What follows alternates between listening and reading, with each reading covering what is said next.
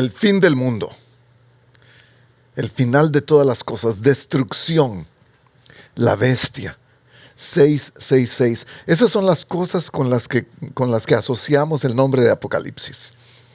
Hoy comenzamos esta nueva serie con un libro de la Biblia que a la gente no le gusta hablar acerca de este libro.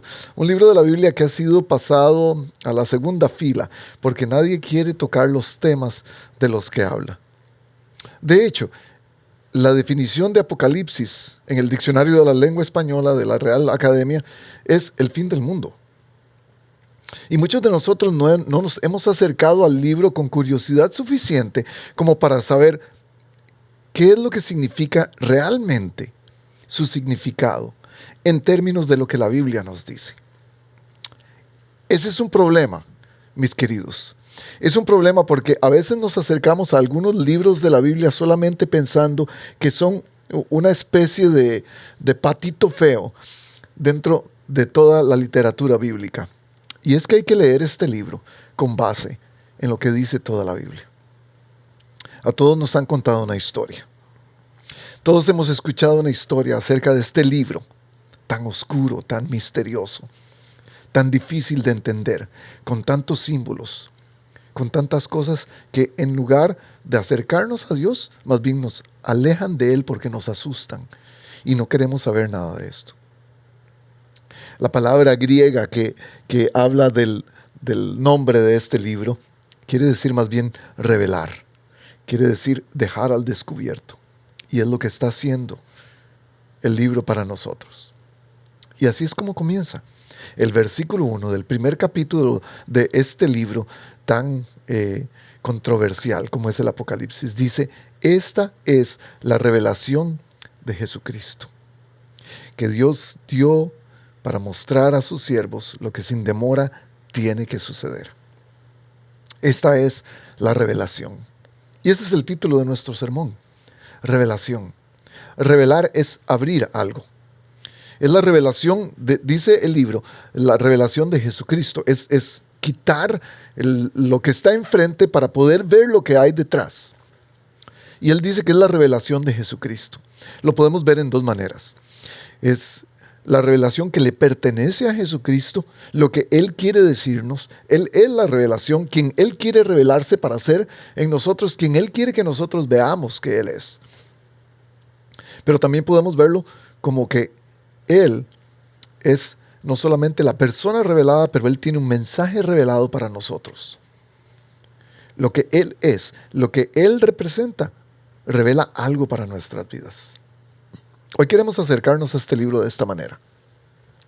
Queremos acercarnos a este libro con la curiosidad suficiente como para ver qué es lo que está revelando. Ahora, déjeme decirle un par de cosas.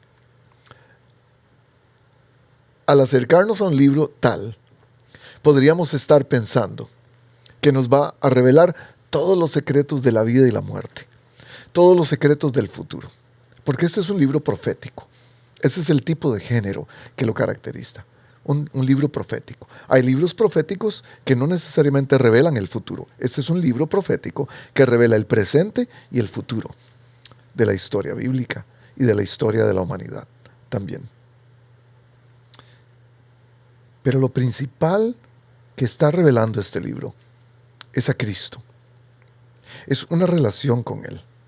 Es una conexión con el Creador del universo, que ha escrito una historia que va de principio a fin, y este libro nos dice cuál podría ser el fin, cuál es el fin de esta historia.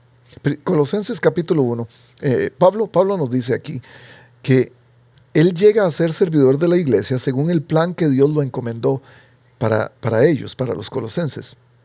Y este es el plan: dar cumplimiento a la palabra de Dios, anunciando el misterio que se ha mantenido oculto por siglos y generaciones, pero que ahora se ha manifestado a su pueblo santo. Este misterio, Dios se los propuso dar a conocer, el cual es la riqueza gloriosa del misterio en las naciones. Este misterio, dice Pablo, que es Cristo.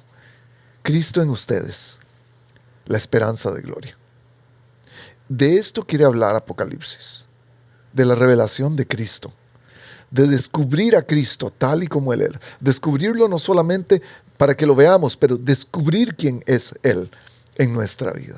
¿Qué es lo que hace? Entonces los voy a animar a esto. Nos vamos a acercar a este libro de Apocalipsis, no solamente con la curiosidad de saber cuáles son los detalles de todo el simbolismo que encierra.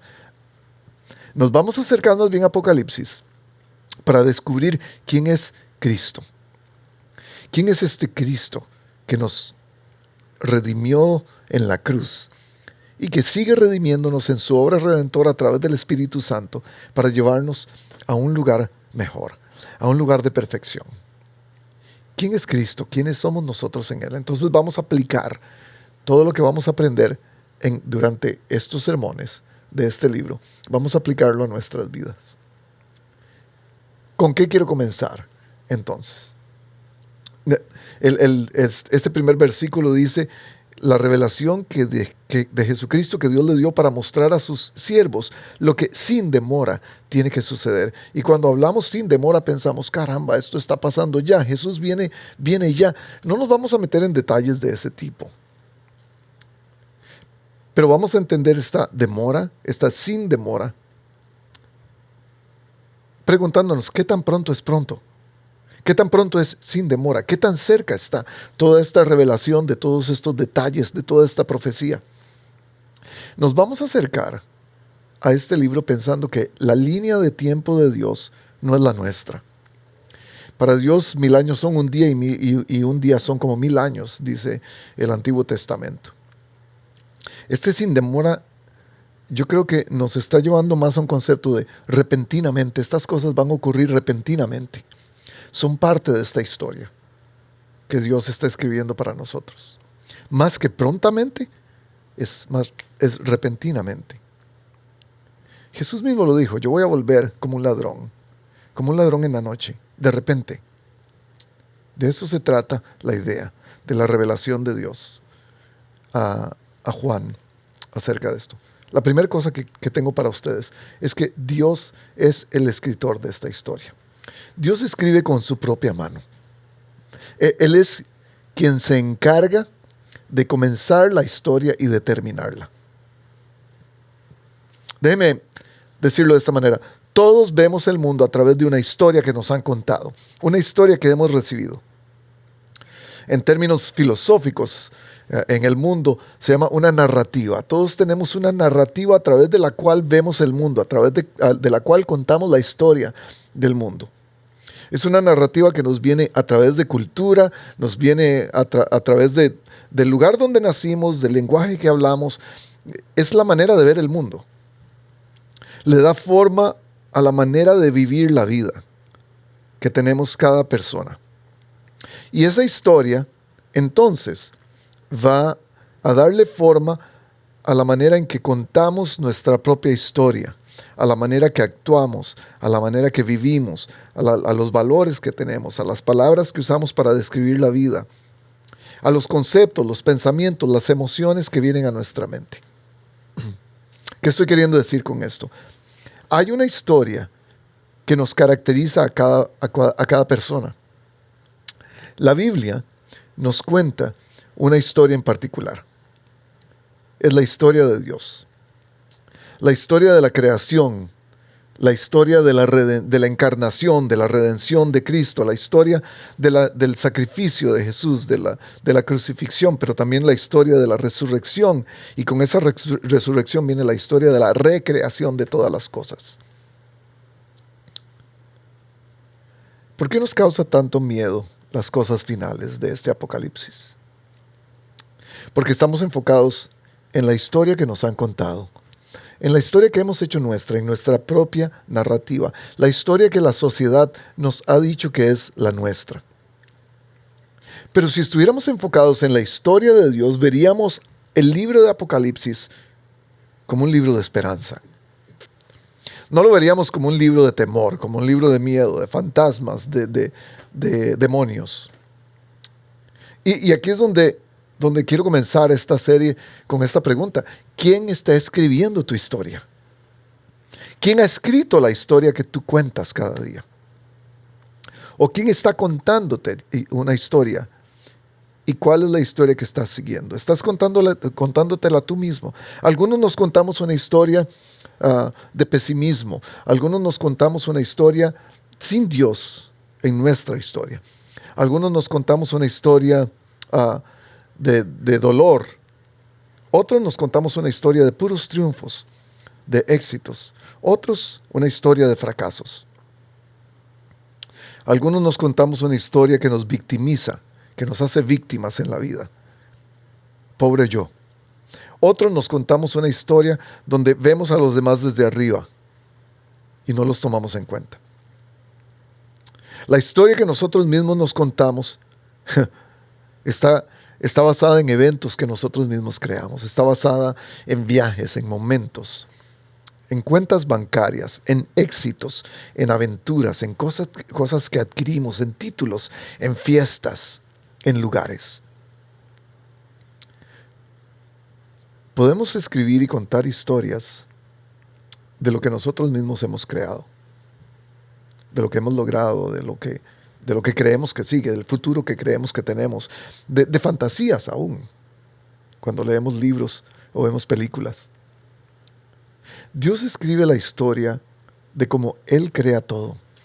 A través de su palabra, Él nos cuenta la historia de cómo Él creó todo. Nos cuenta la historia de nuestra rebeldía en contra de Él. Nos cuenta la historia donde el escritor se hace parte de su libro y se encarna y viene a nosotros. Nos cuenta una historia de un superhéroe que se inserta en nuestra vida, en su propia historia. Nos cuenta una historia de sacrificio voluntario. Nos cuenta una historia de resurrección, de volver a tomar la vida que perdió. Solo Dios puede escribir una historia tal. Solo Dios puede escribir una historia donde lo que estaba muerto ahora tiene vida. Es una historia que restaura. Si creemos que Dios es el restaurador del universo, debemos creer también que Él escribe la historia del universo. La historia del universo no se crea por sí misma. No la deja a la mera suerte. Es una historia que tiene sentido.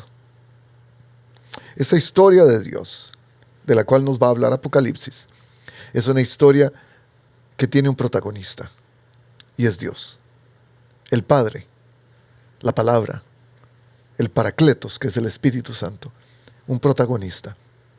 Tiene un principio, y es el principio de todas las cosas, la creación. Tiene muchos personajes, que somos usted y yo, somos la gente que está en la Biblia, somos los grandes héroes de la fe de los cuales leemos. Somos nuestros antepasados, la gente que nos habló acerca de Cristo, nuestros amigos en la iglesia. Hay muchos personajes, hay un pueblo, y el pueblo es Israel. El pueblo es la iglesia. El pueblo es la gente que Él escogió. Los personajes son variados, pueden creer o no creer en Dios, pero el pueblo es uno, es la gente escogida. Y para este pueblo también hay un propósito. Y en esta historia hay un propósito de principio a fin. Hay una manera de comenzar y de terminar, pero la manera de terminar o de comenzar tiene que ver mucho con los propósitos de Dios. Y este propósito nos lleva a un porvenir. Y este porvenir es el que hace todas las cosas nuevas. Es la perfección de la consumación de la historia de Dios. La esperanza del Apocalipsis es que ya conocemos el final de la historia. Dios ya nos contó el final de la historia y sabemos que Él gana al final de la historia. Es una historia entre el bien y el mal. Y sabemos que el bien gana. Y sin embargo estamos en ese proceso donde estamos todavía y aún no. Ya está ocurriendo, pero aún no ocurre. Y es ahí cuando tenemos que tomar una decisión. ¿Quién va a escribir mi historia? ¿Cuál historia voy a seguir contando? ¿Cuál historia voy a creer y cuál historia voy a seguir contando? ¿La historia de Dios o la historia que yo escucho de la sociedad? ¿La historia de Dios o la historia que yo mismo me cuento?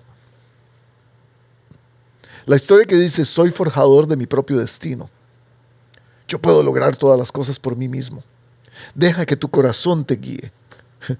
Sé la mejor versión de ti mismo. O la historia que nos dice, sé la mejor versión del Hijo de Dios.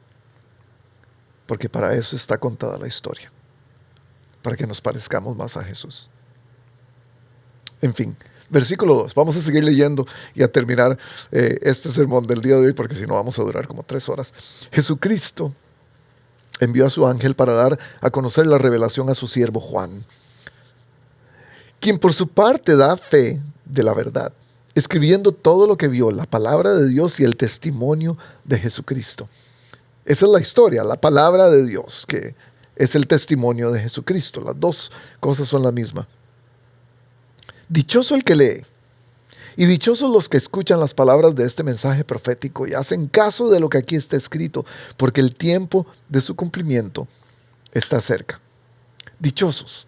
Esa palabra ya la hemos visto. Jesús dice en las bienaventuranzas, bienaventurados los que lloran, bienaventurados los que son perseguidos, bienaventurados los que tienen hambre y sed de justicia. Y nos preguntamos, ¿por qué todas estas cosas, estas bienaventuranzas suenan como cosas negativas? Porque vamos a verlo en un momento, mientras llegamos ahí. Apocalipsis es un libro de profecía que predice y que ve el presente, que nos ayuda a leer el presente y nos ayuda a ver cuál va a ser el futuro. Ahí nos encontramos con un problema. Porque la manera de leer Apocalipsis de muchos cristianos a través de los siglos ha sido para saber qué es lo que viene solamente. Y se olvidan que Apocalipsis también es aplicable a nuestra realidad de hoy. De que tenemos que tener una historia que contar, porque ya sabemos el final de ella, pero tenemos que contarla hoy. No solamente tenemos que esperar el final y saber todos los detalles de cómo llegar a ese final. Tenemos que contarla hoy. Tenemos que hacer algo con esa historia. Y esa es la segunda cosa que tengo para compartir con ustedes. El enfoque son las promesas de bendición más que las profecías de confusión. Algunos nos quedamos en esta palabra, en la confusión. Y por esa palabra hemos tenido el desafortuno de alejarnos más del Dios de la historia que estar más cerca de Él. ¿Por qué? Porque hay una parte morbosa en nuestra mentalidad que nos impulsa a estar más enfocados en lo que no sabemos que en lo que sí sabemos. Nos impulsa a hurgar entre las cosas que creemos que son importantes porque llaman la atención de nuestra curiosidad. En lugar de abrazar lo que ya sabemos, hurgamos con curiosidad maliciosa. Y estoy usando la palabra maliciosa con mucho cuidado. Es más bien con algún tipo de morbosidad para entender. Yo quiero saber por qué. El porqué de estos detalles. Y queremos saber lo que está oculto. Es parte de la curiosidad humana. Primera de Corintios 8, del 1 al 2 dice: el conocimiento trae orgullo, mientras que el amor edifica. El que cree que sabe algo todavía no sabe como debería saber. Y eso me lleva a pensar en muchos estudiosos de este libro, ya sea como hobby o ya sea en la academia, teológicamente, en las grandes universidades. Me pregunto cuántas personas que estudian este libro lo hacen solamente para tener conocimiento acerca de lo que viene y no para conocer al que viene. Y esas son dos cosas diferentes. Segundo de Timoteo 4, 3 al 5 dice que llegará el tiempo en que los mismos cristianos no van a tolerar la sana doctrina, sino que llevados por sus propios deseos, se rodearán de maestros que les digan fantasías que quieren oír. Dejarán de escuchar la verdad, se volverán a los mitos y van a perder el rumbo. Eso es un llamado de atención. ¿Cuál de esas personas eres tú? ¿Vas a querer escuchar la historia de Dios? ¿De lo que se trata esta historia y no necesariamente de cada detalle del que habla esta historia? Ese es el gran llamado.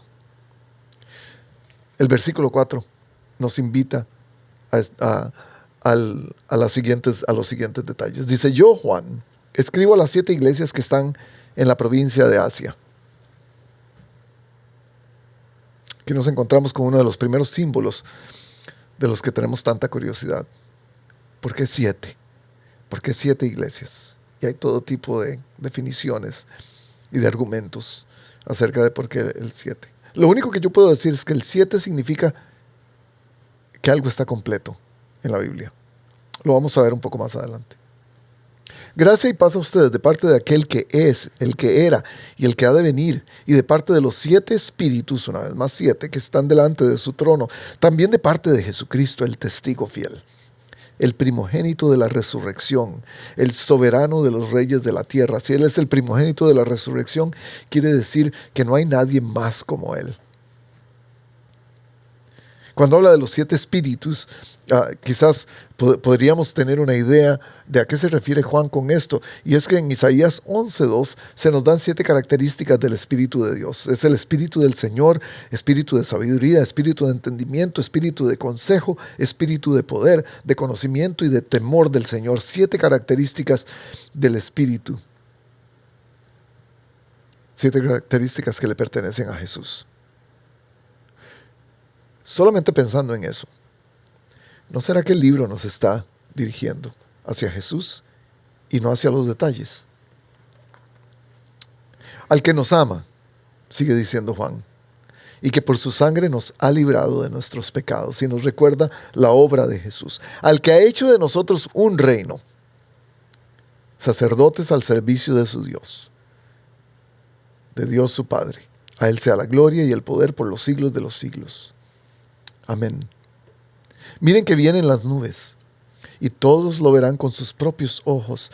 Todo ojo le verá, me encanta esa frase. Incluso quienes lo traspasaron. Y por él harán lamentación todos los pueblos de la tierra. Así será. Y repite una vez más, amén. Esta frase que quiere decir sí, es una afirmación final. Yo soy el alfa y el omega, dice el Señor Dios. El que es y que era y que ha de venir. El Todopoderoso. ¿Por qué da estos detalles? ¿Por qué está diciéndonos que el número 7? ¿Por qué nos habla del número 7? 7 iglesias. Las 7 maneras, las 7 cosas o características del Espíritu, los 7 espíritus. Yo creo que el secreto de eso está en esta última parte del versículo. Dice, yo soy el alfa, el principio, yo soy la omega. El final. Esas son la primera y la última letra del alfabeto griego. El que es ahora, el que era antes y el que ha de venir. El que está en todo lugar. El Todopoderoso. Yo creo que, número 3, para nuestras notas, yo creo que la intención de Dios es completar lo que todavía no está completo. Es completar la obra que Él comenzó desde la creación. Y a través de Cristo, de hacerla perfecta. En la historia de la salvación, eso es lo que se nos dice, todas las cosas son hechas nuevas. La resurrección es la prueba. El protagonista vuelve a la vida. El protagonista vive de nuevo. Esa consumación de todas las cosas es recuperar lo que el pecado nos robó, le robó al mundo. Recuperar toda la maldad que ha destruido cosas en nuestras vidas. Y me hace preguntarme, ¿qué es lo que ha destruido el pecado en tu vida que necesitas que Dios complete otra vez? ¿Qué está incompleto en tu vida que necesitas que Dios complete otra vez? Muchas veces pensamos en términos materiales. Necesito que Dios complete mis pagos de la casa. Necesito que Dios complete mi carrera profesional. Pero estoy pensando más, ¿qué tipo de relaciones ha roto el pecado en tu vida? Ha destruido tu familia, ha destruido tu matrimonio, ha destruido tu carácter, tu integridad. Porque ese gente es el negocio de Dios. Hacer todas las cosas nuevas. Hacerlo todo nuevo. Y es que todos, yo creo, en nuestra humanidad sentimos que algo nos falta. De hecho, todos tenemos un vacío en el corazón que tiene el tamaño de Dios. Ese vacío no puede ser llenado por nada. Esto es lo que dijo C.S. Lewis acerca de esto. Si encuentro en mí mismo un deseo que nada de este mundo puede satisfacer, la explicación más probable es que fui hecho para otro mundo. Es ahí donde nos encontramos con nuestra necesidad latente, presente, constante de que algo sea completado en nuestra vida. Y entonces pensamos en estos números 7. El número 7 que significa completar, que significa, de alguna manera se ha dicho perfección, pero en realidad el número 7 significa que algo está completo. Y estoy pensando en los 7 días de la creación. En 7 días Dios completa su creación y la idea de un descanso en el séptimo día están muy relacionados en la Biblia. 7 y descanso tienen mucho que ver. Porque Dios crea un mundo pleno, un mundo completo en siete días. Y ese ritmo que usamos de descansar cada séptimo día es una forma a través de la cual los humanos podemos imitar a Dios. Y actuar como si estuviéramos participando en esta nueva creación. En cómo Dios completa su historia. Podemos usted y yo participar en eso a través de nuestro descanso cada 7 días. En algo tan sencillo, y usted dice, eso no puede ser tan sencillo. Y es que queremos ver la Biblia en términos prácticos, no la queremos ver en términos filosóficos solamente. ¿Qué es lo que no está completo en tu vida? ¿Qué es lo que te hace falta? Lo percibimos como cosas que nos afectan directamente, que nos afectan visualmente, materialmente. Y es por eso que lo vemos tan egoístamente, porque estamos pensando en nuestra historia. De hecho, muchos decimos que Dios se unió a nuestra historia a través de Jesucristo, pero yo lo veo de manera diferente. Yo creo que Él vino a su historia, Él se insertó en su propia historia, solo para mostrarnos de qué se trata esa historia. Y es por eso que todo esto deberíamos verlo a través del lente de Dios. ¿Qué no está completo en esta sociedad? Que tú y yo podríamos ayudar para que estuviera completo. Hay tantas cosas que podríamos, a través de las cuales podríamos participar en el establecimiento del reino de Dios en la tierra. Esa es la función del cristiano. Jesús lo dice claramente en Mateo 6:33, busquen primeramente el reino de Dios. Todas las cosas que ustedes quieren, todas las cosas que necesitan ser completadas, van a venir por añadidura. Para ustedes lo más importante es buscar el reino de Dios. Versículo 9. Yo, Juan, hermano de ustedes y compañero en el sufrimiento, compañero en el sufrimiento, en el reino y en la perseverancia que tenemos en Jesús, estaba en la isla de Patmos, dice, por causa de la palabra de Dios y el testimonio de Jesús. 3 cosas a tomar en cuenta en la vida cristiana, en la historia de Dios, si quiere decirlo. Número 1, sufrimiento. Es la expectativa real de la vida. Jesús dice, en el mundo van a tener aflicción, pero confíen, yo he vencido al mundo, y nos da el final de la historia. Yo ya vencí, pero el mundo va a ser difícil. La segunda cosa que nos dice Juan a tomar en cuenta es el reino. Es la identidad que tenemos. Ya nos dijo que Él nos hizo un reino de sacerdotes y reyes. Es la identidad que tenemos. Somos parte de este reino. Somos parte de la realeza.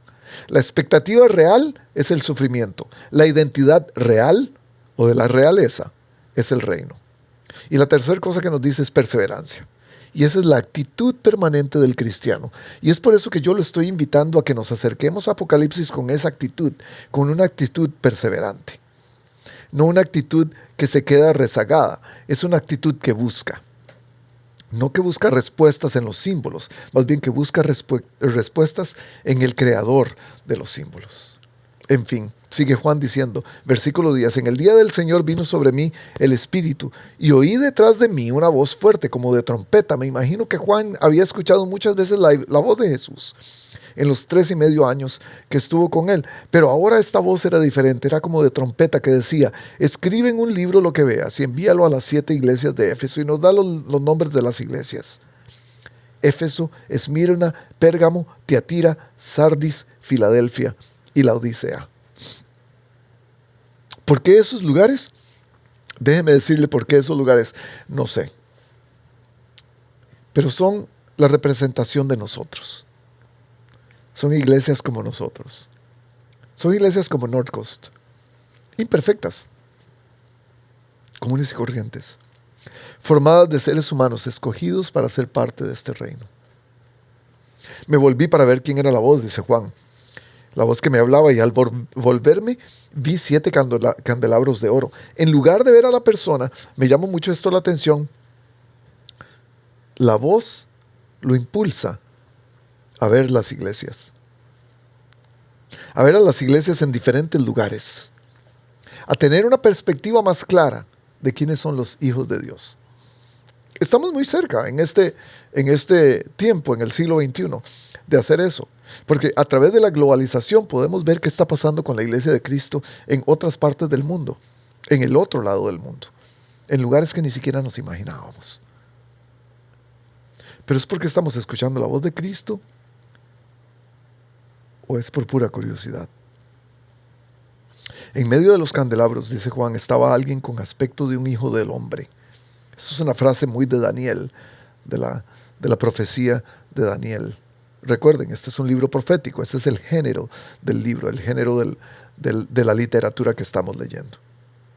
Por ende va a haber muchos símbolos, por ende va a haber muchos detalles que no entendemos, asociaciones que no necesariamente tienen sentido para nosotros. Este hijo de hombre vestido con una túnica que le llegaba hasta los pies y ceñido con una banda de oro a la altura del pecho. Me encanta porque al escuchar la voz Juan ve a las iglesias, pero en medio de las iglesias ¿quién está? Cristo. Su cabellera lucía como lana blanca, como la nieve, y sus ojos resplandecían como llama de fuego. Sus pies parecían bronce al rojo vivo y en un horno, y su voz era tan fuerte como el estruendo de muchas aguas. En su mano derecha tenía 7 estrellas, una vez más, el número 7. Y de su boca salía una aguda espada de 2 filos. Su rostro era como el sol cuando brilla en todo su esplendor. Me encanta la idea de que Juan se da cuenta de que muchos de los aspectos de la apariencia de Jesús brillan, proveen luz, sus ojos como llamas de fuego, sus pies como el rojo vivo. Su rostro era como el sol cuando brillaba. Y dice que había 7 estrellas en su mano. Me imagino que él se vuelve, ve a las iglesias que están en su mano y después se da cuenta que las iglesias, o su iglesia en general, está en las manos de Cristo. Y es que las estrellas reflejan la luz del sol. Y es que es lo que debería hacer cada iglesia, reflejar la luz de Cristo. Al verlo, dice Juan en el versículo 17, caía a sus pies como muerto. Pero él, poniendo su mano derecha sobre mí, me dijo: no tengas miedo, yo soy el primero y el último. Yo soy el que escribí la historia, el que empecé la historia, yo soy el que la voy a terminar. Esa es posiblemente la frase que más me llama la atención en todo el texto. Porque nunca hemos estado tan vivos como cuando estamos a los pies de Cristo, cuando nos echamos a los pies de Cristo. Nunca estamos más vivos como a sus pies. Es mejor morir a los pies de Cristo que estar vivos en otro lugar. Y me encanta que Jesús pone su mano sobre Juan cuando él está como muerto. Porque algunos de nosotros que nos sentimos muertos hoy, que estamos viendo este video y que nos hemos sentido como muertos, necesitamos esa mano. Necesitamos la mano derecha, la mano fuerte, la mano que nos va a sostener. Y necesitamos recibir ese apoyo de Jesús diciéndonos: no tienes que quedarte muerto. Yo te quiero levantar. Y pone su mano sobre Juan, lo restituye, lo levanta, lo reaviva, porque dice que él estaba como muerto. Y algunos de nosotros hoy estamos como muertos quizás. Detrás de esta cámara habrá algunos de ustedes que se sientan como muertos. Algunos que necesiten recibir una resurrección, un poder de resurrección. Muertos por el pecado, porque el pecado los ha revolcado y sigue haciéndolo, porque el pecado sigue matándolos una y otra vez. Es como enterrar un cuchillo. El pecado sigue enterrando un cuchillo en su vida, y cada vez que usted lo hace se siente peor y más muerto. Y cada vez que el pecado merodea su vida, usted sabe que está muriendo un poco más y un poco más, y siente que está en una tumba. Estamos muertos algunos de nosotros porque hemos sucumbido al poder de ese pecado y nos sentimos que no podemos levantarnos. Sin embargo, Jesús quiere que moramos. Y esa es la otra manera de sentirnos muertos. Es aquellos que estamos muertos porque hemos decidido morir para Él. Aquellos que estamos muertos porque hemos decidido dar nuestra vida por Él. Morir a nosotros mismos, tomar nuestra propia cruz. Y Él, a pesar de todo el sufrimiento que estemos viviendo, nos quiere levantar. Está ofreciéndonos su mano derecha para levantarnos. Porque según Pablo en Efesios capítulo 2 dice que Él nos dio vida juntamente con Cristo cuando estábamos todavía muertos en nuestros pecados. Por eso Él quiere que muramos a ese pecado para resucitar con Él. Yo soy el que vive, sigue diciendo en el versículo 18. Estuve muerto, pero ahora vivo, y por los siglos de los siglos tengo las llaves de la muerte y sus dominios. Y nos recuerda, su muerte no tiene que ser muerte. Su pecado no tiene que ser pecado. Su decepción no tiene que ser decepción. Yo puedo arreglarlo. Yo vengo a completar todas las cosas. Yo vengo a hacer todas las cosas nuevas. Yo soy el que vive. Estuve muerto, pero ahora vivo por los siglos de los siglos. Tengo las llaves de la muerte y sus dominios. La muerte ya no es muerte, porque yo soy vida, dice Jesús. Y termina diciendo estas cosas. Escribe, pues, lo que has visto, lo que sucede ahora y lo que sucederá después. Esta es la explicación del misterio de las 7 estrellas que viste en mi mano derecha y de los 7 candelabros de oro. Las 7 estrellas son los ángeles de las 7 iglesias, y los 7 candelabros son las 7 iglesias. Es luz, candelabros, estrellas, es luz. ¿Qué es lo que Dios quiere? ¿Qué es lo que Dios quiere de nosotros en este primer capítulo de Apocalipsis? Bueno, Dios quiere que su iglesia refleje una luz que resplandezca en todo tiempo, en todo lugar. En todo tiempo, en todo lugar, en cada momento de su vida, en cada lugar donde usted está. Estas dos palabras son sumamente importantes: tiempo y lugar. No escribió, pero es muy posible que eso esté ocurriendo en su vida también. Porque usted está en un tiempo y en un lugar específicos, donde su deber sería, como iglesia, alumbrar. Pero entonces viene Jesús y trata de escribir, de subrayar, y no ocurre. Y no pasa nada en su vida. Pero eso es lo que Dios quiere. Dios quiere que usted deje su lugar de muerte de pecado y que empiece a morir a sí mismo para que Él pueda alumbrar. Para que usted, como su iglesia, porque usted y yo somos la iglesia de Cristo, dejemos que Él empiece a escribir su historia en nosotros. Y que no haga intentos fallidos de escribir, de subrayar, de recordarnos. Y que no ocurra. Usted y yo somos el pueblo de Dios. Usted y yo somos la iglesia de Dios. Ustedes son descendencia escogida, sacerdocio regio, nación santa, pueblo que pertenece a Dios, para que proclamen las obras maravillosas de aquel que los llamó de las tinieblas a la luz admirable. Ese es nuestro papel, de acuerdo a Pedro en su primera carta. Somos quienes cuentan la historia de Dios en el mundo. Somos los que le permiten al mundo ver la historia de Dios contada por Él. La historia que sucede ahora mismo, la historia que sucederá, porque conocemos el final. Cada quien es responsable por el ahora y el después. El ahora lo tenemos que vivir nosotros, tenemos que tomar las decisiones hoy mismo. El después, lo que decidamos ahora va a definir nuestro después. Pero el pasado, ¿qué hacemos con el pasado? Jesús ya se encargó de ese pasado. Él es el que hizo la paz entre Dios y nosotros. Esta es la historia de Dios que nos está contando Apocalipsis. Esta es la historia de Dios. Una historia de un pueblo que fue creado para anunciar quién es Él. Un pueblo, una iglesia, llámelo como quiera. Una historia de creación, de redención, de renovación. Una historia de un Dios que nos amó tanto, que se encarnó, que se hizo como nosotros, que se hizo parte de su creación, amoroso, identificado.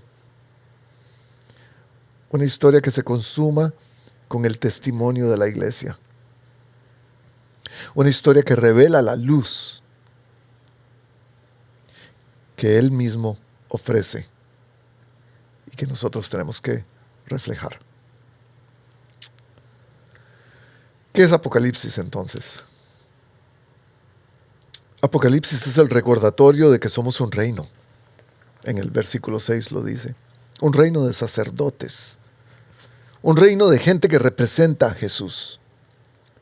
Un reino que conecta a la gente que todavía no lo conoce con el Dios que escribe la historia. ¡Qué responsabilidad! Un reino de gente que alumbra como una lámpara, como un candelabro, como una estrella que tiene que brillar. Si una estrella no brilla, no es lámpara.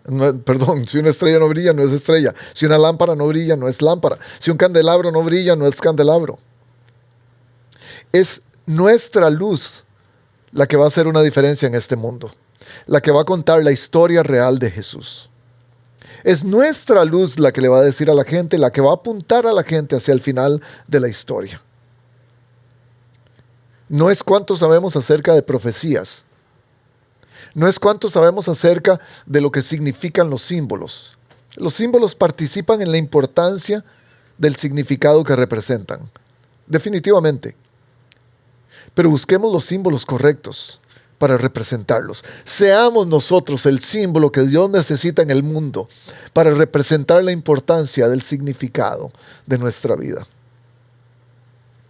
Es nuestra luz la que cuenta la historia más grande que jamás se ha contado en la historia de la humanidad, la historia de la redención de Dios.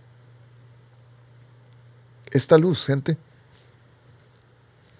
es la que Apocalipsis nos está diciendo, tiene que brillar de ahora en adelante. Es la luz que le cuenta al mundo que hay uno, que es, quien fue y quien va a venir. ¿Cuál historia estás contando?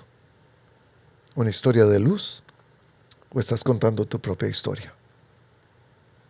Y yo pido en el nombre de Jesús que cada persona detrás de esta cámara hoy pueda abrazar este libro de Apocalipsis y pueda hacerlo suyo, que pueda hacer esta historia de la redención del mundo suya, que pueda hacer esta historia de luces, de estrellas, de candelabros suya, para que nosotros, tu iglesia, Señor, nos convirtamos en la luz que necesitan las tinieblas que hay en este mundo. Oro en el nombre del que era, del que es y del que ha de venir. Amén. Nos vemos la próxima.